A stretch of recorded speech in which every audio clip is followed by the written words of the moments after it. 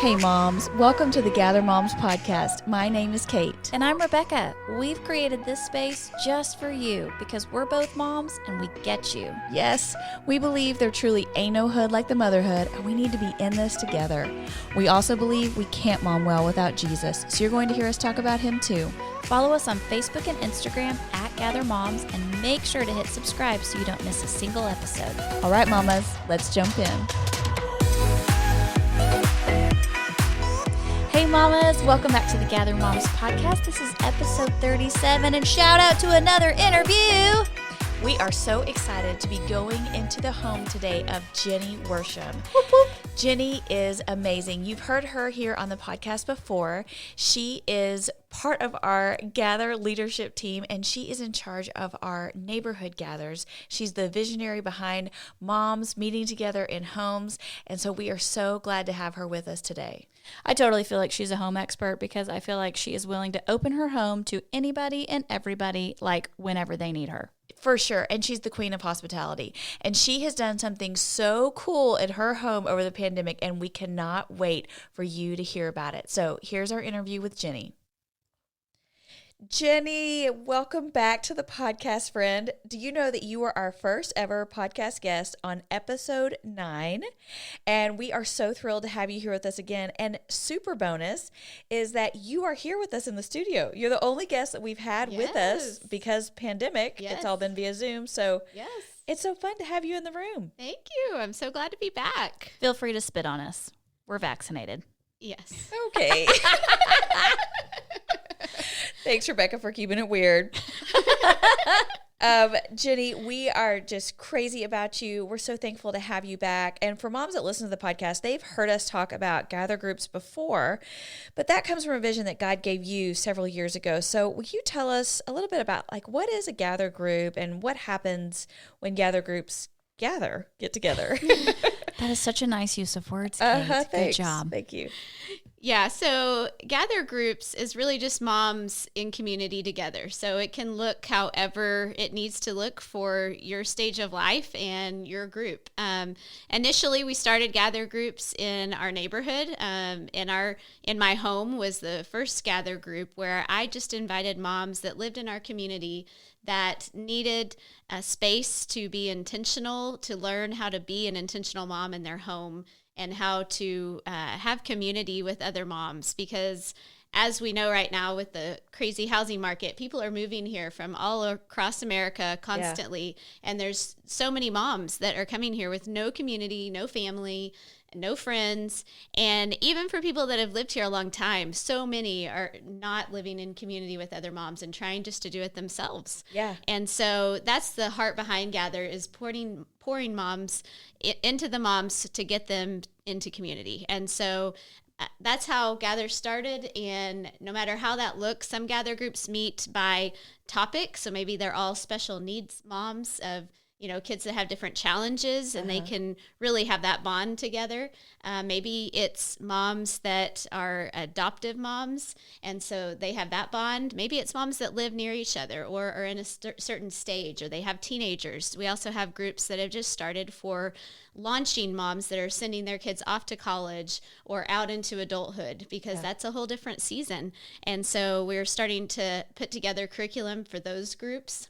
And then most recently, we have started Gather 2.0 for moms that are in the stage of having adult children and are parenting their grandchildren sometimes in their home, or just grandparents that don't see their grandchildren as often or maybe daily. So it's a whole different wide range, but it's a different stage than moms whose children are in their home. And so we have curriculum that we offer for those too. So most Gather groups meet once a month, usually for just 1 hour. And some groups meet in homes, some groups meet at a coffee shop or a playground, some meet at a church. It just depends on what works for that group. But we always encourage our groups to just be intentional about having that community and being a safe place where moms feel like they can be heard and be real and laugh together about motherhood, but also just be encouraged and leave inspired to do just something better, just one thing better in their home that month. Jenny, every time you talk about gather groups, I get so excited. I'm know. like, I want to be in a group. Yeah. I'm already in You a are group. in a group. Yeah. But I'm just like, seriously, if you want to go fight a war, I'm on your team. Let's go. Yes. Let's do it. Yes. So tell us, how many groups do we have right now, and how would a mom find a group if she wanted to join one? Yeah, so over the last year with COVID, obviously, Gather became illegal to meet in groups. And so it's been a little challenge we're kind of coming out of now, of Gather groups starting to meet again. Shout out to seeing people in person. Yes.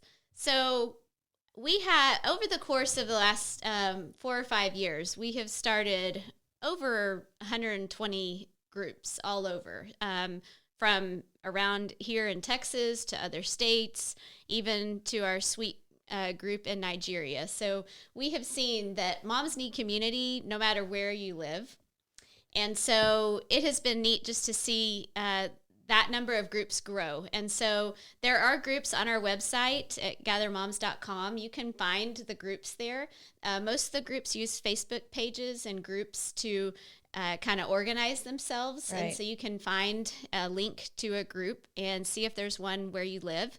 But if there isn't, it's super easy to start a group, and we have free curriculum for you to use. And there's information on gathermoms.com as well on how to do that and to have your own group in your home.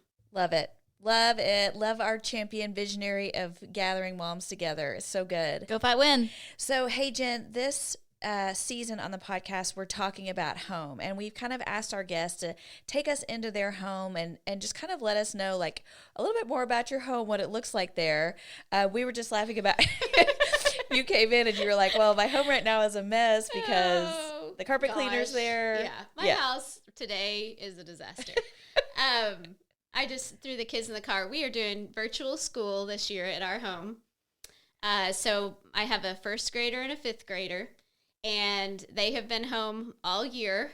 And before this, they were in public school. So they have an online teacher and everything, but they're still on and off Zoom calls all day. Right. And needing help. Yeah. And so I also work from home. Yeah. I'm a CPA in tax season doing that thing on the side. So I'm usually in my office working up and down, helping them. And then throw in today, we have family coming in town this weekend. So you need the carpets clean because we have an old dog that smells. And so we can't get new carpets until she dies. Poor Sadie. And so we're just, Sadie. trying to keep the carpet until she makes it, as long as she does. But so, yeah, there's a man in there right now with all the hoses and all the commotion that comes with the carpet and towel cleaning. And the front door is wide open. The dog's trying to escape out. Kids are on Zoom calls in my office because this is a loud noise. And then to top it off, my son walked in as we were loading up to come over here and told me that the fish just died. So, you know, it's just chaos in my house. Not that bad every day, but most days it's a little crazy. So No, but I mean, don't you think that's so helpful for other moms to hear? Yes. Like, it is madness everywhere. Yeah. Listen, I got to share something too, because I don't think our listeners know this, but I have a favorite part of Jenny. Yes. Whenever she tells stories, she impersonates people, and she does it so well. You feel like you are I feel like I'm with the carpet cleaner guy when she's telling me about him. So I just want y'all to know that she is the best impersonator I know. Well, She's thank you. very I was innovative. driving with a friend the other day, and I was so into my storytelling that part of the story I was like, and she was like, and the person driving went, like we're about to get in a wreck. And I was like, oh my gosh, I'm so sorry. I really was in that story. I didn't mean to scare you. So yeah, I You do are get a a little great too storyteller. intense in the storytelling. So We love it. so yeah, but I live here in Fate, one street over from Kate, and in Texas here, and it's great. I came over in my house shoes. Yeah. And her Star Wars shirt, because we're recording on May the 4th be with you. Jenny's always on board for a good holiday I theme. love a theme. I Yeah. don't know anything about Star Wars. Yeah. I've never really watched any movie, But she's got a t-shirt. yes, I got a T-shirt. My son has been wearing the Yoda costume all day, and my daughter was is wondering- in Rey yes. costume. I So did see her come in Ray. Yeah. We're- I didn't even put the two we're and two all together. in on the theme. You guys so are if my house amazing. wasn't chaos today, I would have decorated for it. But we've got a lot going on today. I love it. So, besides the spot that we're going to talk about, do you have a favorite spot in your home? Well, my backyard would be my favorite spot. Yeah. So, Jenny, your backyard is all of our favorite spots. It's the stuff dreams are made of. It is. well, we spend a lot of time out there, so we wanted to make it a place. In Texas, you can spend time in your backyard almost year round, and so we'll have 70-degree days in December sometimes. So we just made it a place where we want to be. So it has been great with virtual school this year. The kids can take their laptops outside. We have a hammock area. We kind of turned the playhouse into like a grown-up area. So we have hammocks that we love to sit in, and Emma has a zip line off the top. And so just being out there, and I love gardening, so I love pretty flowers. And so that's my happy place to come and sit and work or have time with God. And so, That's great. I love my that. favorite place. Love it. Do you have a place in your home besides the carpets that you'd like to refresh? Like, Definitely the carpets.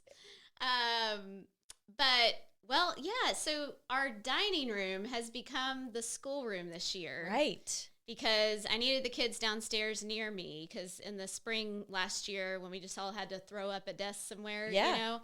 it was not working for them to be upstairs, in their room. Like, I was up and down the stairs. So I was like, if we're doing this all year, they got to be down near me. So we took all the dining room furniture apart and put it in the attic. Okay. I totally wondered where it went. I was like, did Yeah. she So we sell just assembled that? the table. Oh my gosh, The I didn't china know that. cabinet's still down there, and it has like school, themed decorations inside of it. I took Of course all it the dishes does. out. Of course it does. But it's like now we're like, okay, we're coming out of school soon.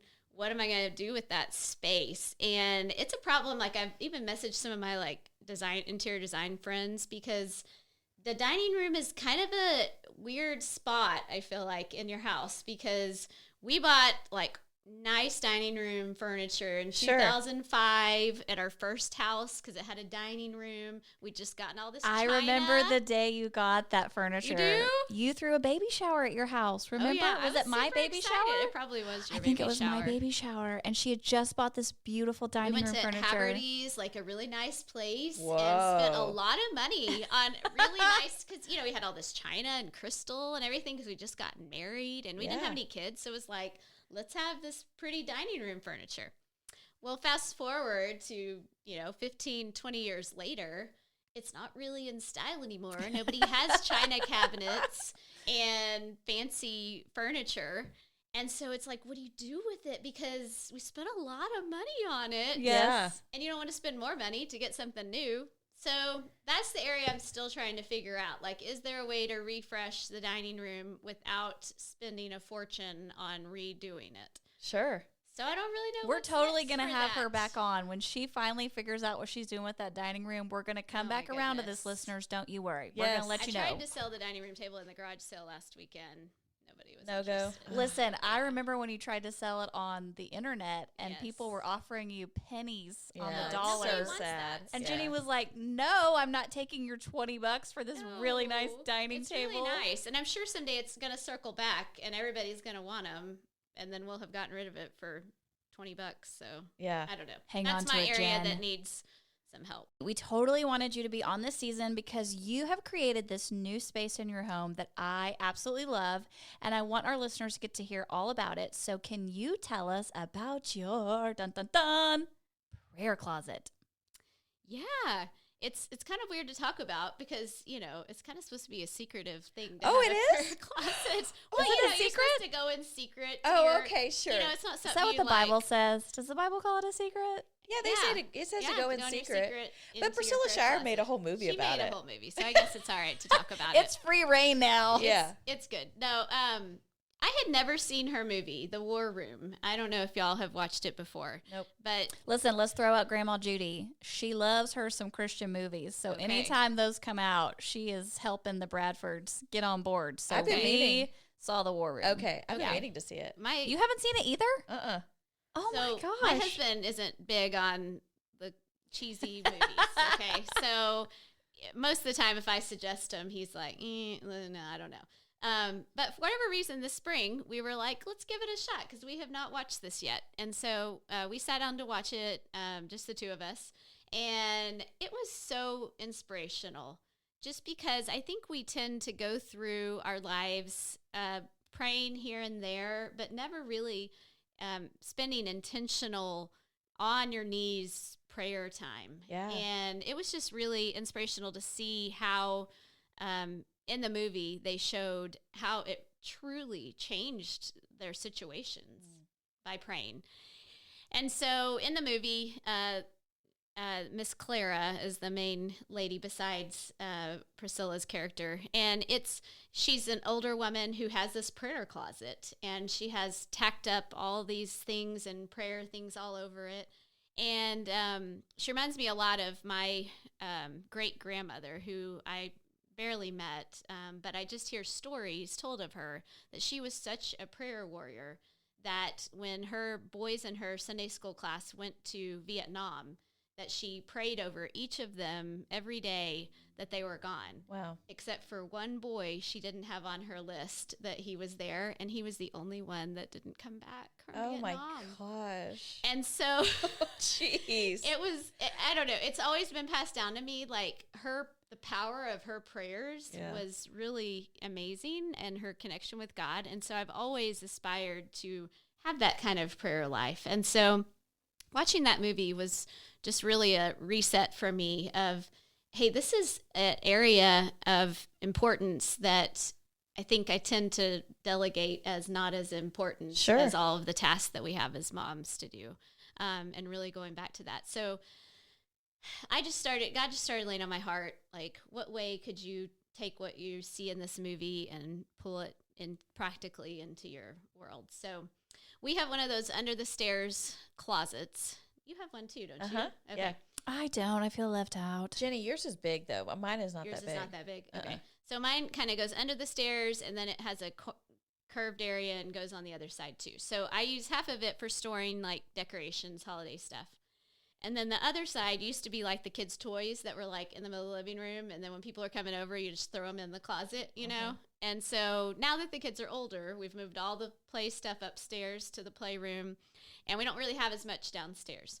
So I thought, I wonder if I could use part of that downstairs closet underneath there. It's also our tornado shelter area. And so that's a good place. You shout out tornado shelter where in that the prayer room closet. is. You know that's going to last through any kind of storm. Very strategic. I always, you see after tornadoes come through that like the staircase is the only thing remaining in homes sometimes. So I'm always feeling real good down there. But then I thought, hey, I'm going to feel double good if it's like a prayer closet too. For sure. So my family has no hope. We have no Y'all staircase, are in the bathtub. no prayer closet. We're okay. Pray for us while you're in there, Jenny, that maybe the Lord will spare us. So I decided, I wonder how I could turn this space, because it kind of, it goes down into kind of a corner down there, into a space where it could be kind of a sacred space. I don't know if y'all have like a space that you go to pray, but people always say like have a chair, or have a friend of mine sits on her back porch, and that's her place. And I never really had a place necessarily. And so I thought, I wonder if I could turn this, but it's just white scraped up walls in there. Okay? Sure. So I decided I will get some chalk paint and paint it and see if I can write with chalk and write prayer requests on there. Okay. Rather than like push pinning a bunch of papers up all over the wall, because the walls were kind of ugly anyway. So I found a really pretty turquoise chalk paint color. It's turquoise. I didn't know that. It's really pretty. It was the good I didn't old want black anything real chalkboard. dark, but the only problem is, the walls are kind of textured, so writing with the chalk is a little challenging. Sure. So it's not perfect situation, but it works. And so the kids got totally in with it, and they helped me paint it.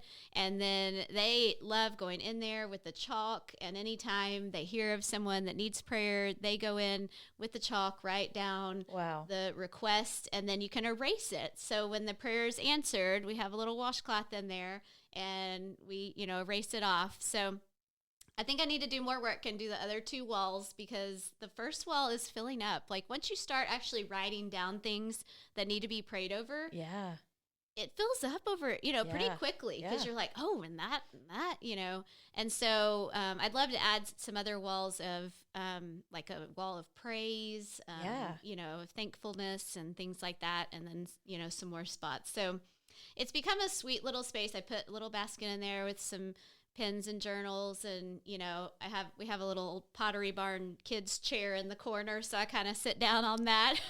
Jenny's sitting on the baby chair. Yeah, but it fits back in the little corner. Cute. And so it just became a place that, we can go and just know, like, hey, this is the prayer closet, I love that. Sometimes before bed, I'll be like, hey, kids, let's just go in the prayer closet and pray together before bed and pray over the things in there. Or if someone, calls me or texts me with, like, an urgent prayer need, I'm like, kids, come on, let's go in here and pray in the prayer closet together over this. So it's just become a real sweet spot. My goal is I would love to have a routine in my life where 3 times a day, like Daniel, like that I go in there 3 times, like morning, noon, and night to spend time in prayer in there. But I haven't developed that routine or habit yet, but that's something I would love to do. So that's how it just kind of came about. And that's beautiful. Yeah. I think it's so cool because we were just talking about the dining room and like, what do you do with the dining room? Yeah. And I don't know, like, what do you do with the closet? Yeah. But this has such significance, not just for today, but you're teaching your kids a practice, like a discipline. Yeah. They're going to grow up remembering we would go in the closet and pray. Yes. That's like a lifelong blessing. Agree. That you're giving your babies. Yeah. Yeah. Well, and I remember Jessica Nickerson. I mean, we had her on at the beginning of this season talking about home and everything. And one of the things she said over and over is that your home needs to work for you, And I think so often, I mean, the dining room is the perfect example because a lot of us are stuck with these dining rooms now where we're like, you know what do I do with this? Mm-hmm. This doesn't necessarily work for me. Like, right. My family doesn't use this. So how could I use this space better? And for you to think, okay, here's this precious place that is a little secluded, that creates more of a worshipful environment because you can kind of get away, stop, slow down. You can't see everything else going on in the house. Right? Right. And you make that work for you. And I love that. I love that you got inspired and got after it.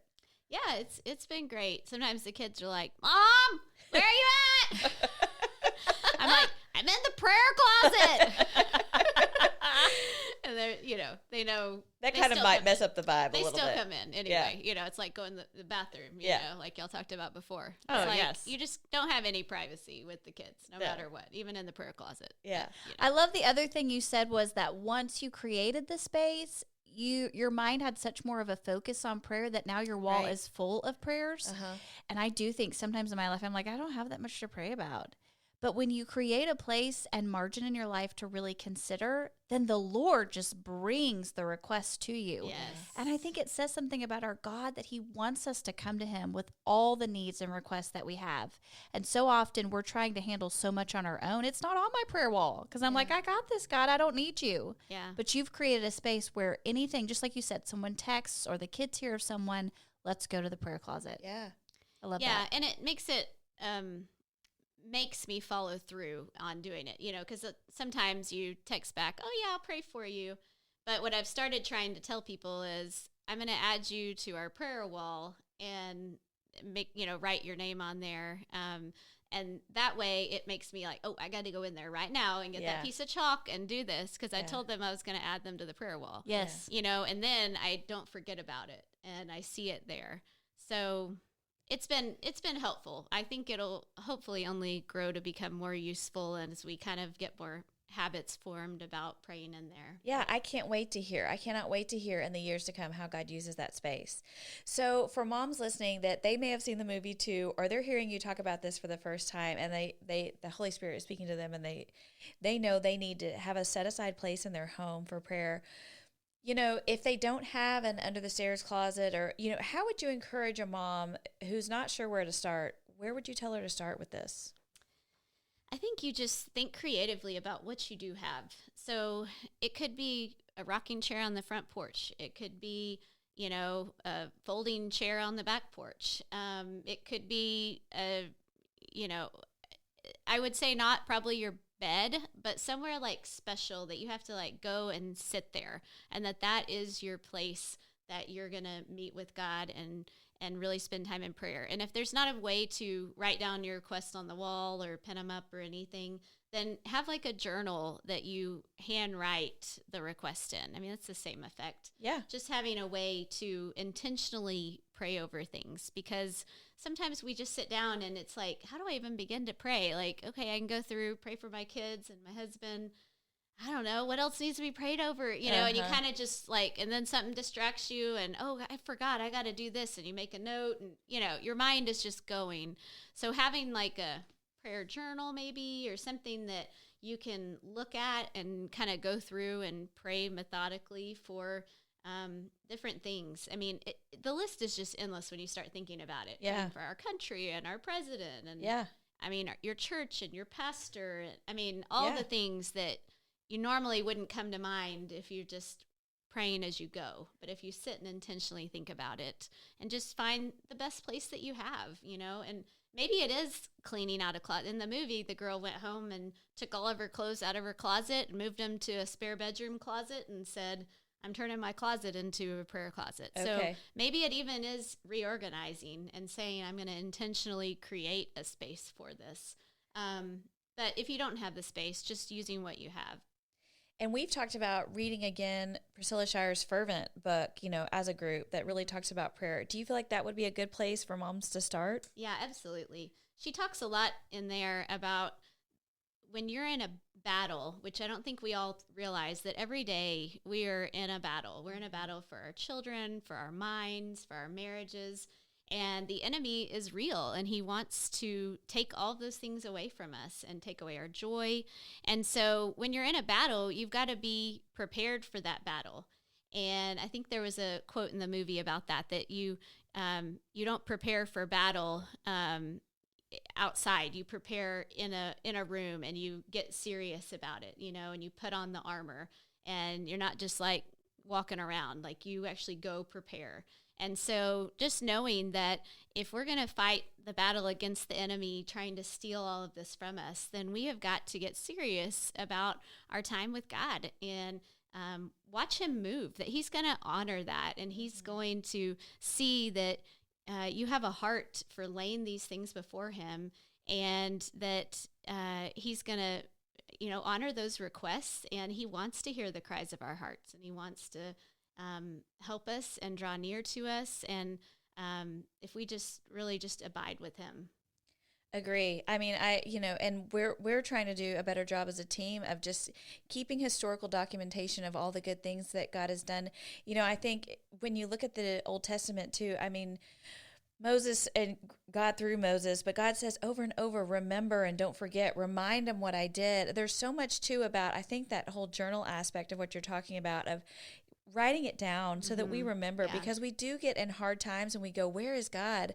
And man, if you could just flip those pages open, you go, oh, there he was. Yes. There he was. Yes. So I can know that he's still here because I know he was with me then.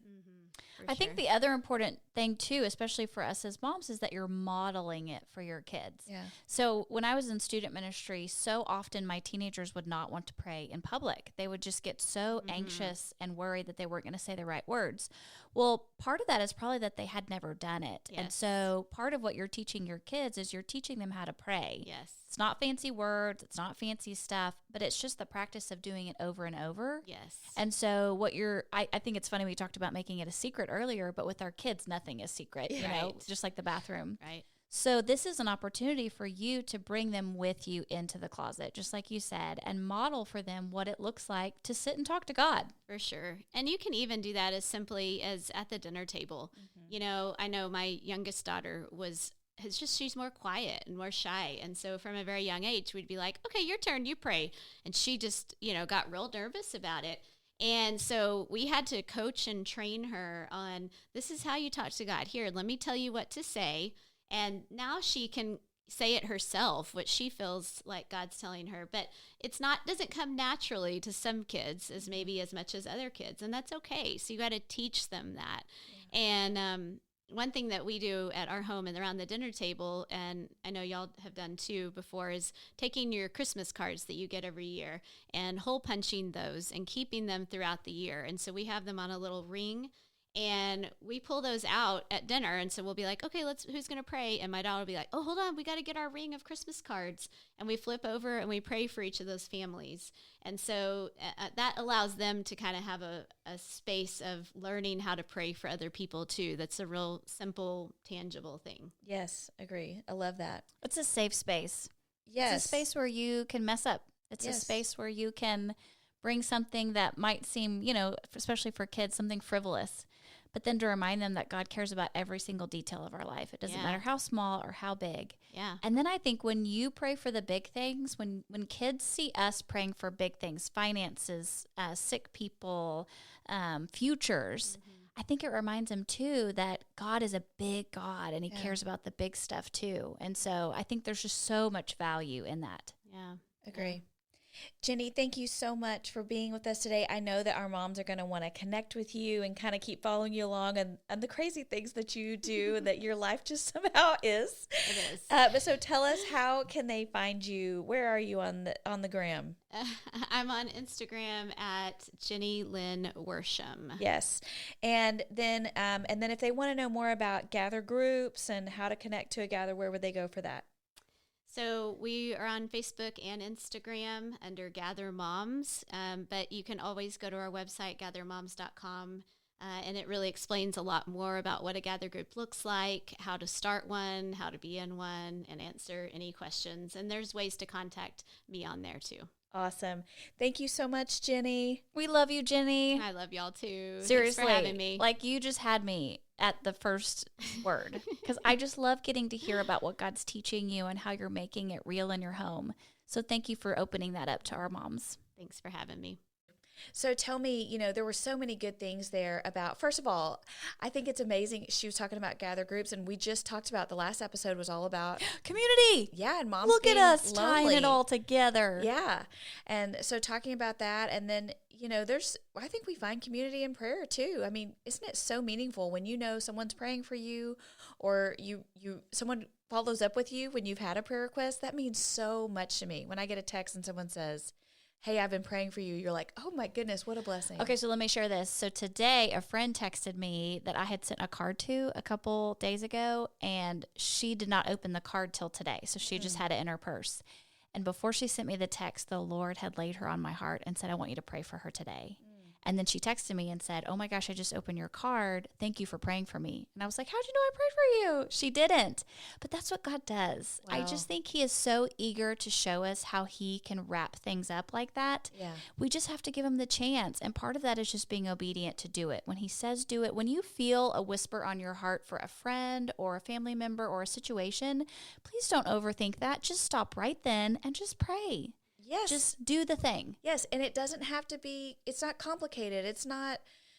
We don't need to overthink it. Just like you just said, you just stop down and pray. And, then if you can, send them a text or a card. Let somebody know you're praying. If you can, keep a prayer journal, and get your family involved where you're keeping up with those things. And if God is leading you, mama, make that prayer closet and make a place where you can go to battle for your family in the heavenlies. One of the things that I'm going to walk away with today from our conversation with Jenny is that I need to model this for my kids. Yeah. I do think that I pray, but I don't always pray in front of them. And I think sometimes as Christian mamas, we think, oh, but it's supposed to be secret, or I'm supposed to. But I remember seeing my dad read his Bible at the breakfast table while he was eating breakfast. He didn't make a big deal out of it. Yeah. He just sat down with his Bible and read it. So I'm like, oh my goodness, my kids are watching me. And so I want them to pick up on those disciplines that I'm doing, and I need to model that for them. And one of the things that Jenny said is that when she would, get a text or something about a situation, she would actually go to her kids and say, kids, come with me. We're going to the prayer closet. Yeah. I need to go get my kids and say, come on, sit down with me. We're going to pray for this. Yes. And, an example of something that we do in our family is if we're driving down the road and we see an ambulance or there's a traffic situation, I immediately say, who's going to pray? And that's just become a habit for us. And so now they know if there's emergency vehicles, if there's first responders, that we're going to cover those people in prayer. We're going to ask for healing, And so I just think those are some simple ways that we can live this out. Hey, moms, thank you so much for being with us here this episode. We hope that you connect with Jenny and you connect with us over on at Gather Moms. And remember that you can share this episode when our social comes out Monday so that other moms can be encouraged too. We also want to remind you about our Patreon. So Gather Moms now has a Patreon where you can support us financially every month. And we want you to know that really that is a huge blessing to our ministry because our goal is exactly what Jenny said, to connect moms to each other, to help them know they are not alone, and to equip them with resources and things that will help them model for their kids all the things that we believe in. And so we want to say thank you in advance for supporting us each and every month. You can go to patreon.com/gathermoms, and we'll also have that in the show notes. All right, moms, we'll see you next time. Bye-bye.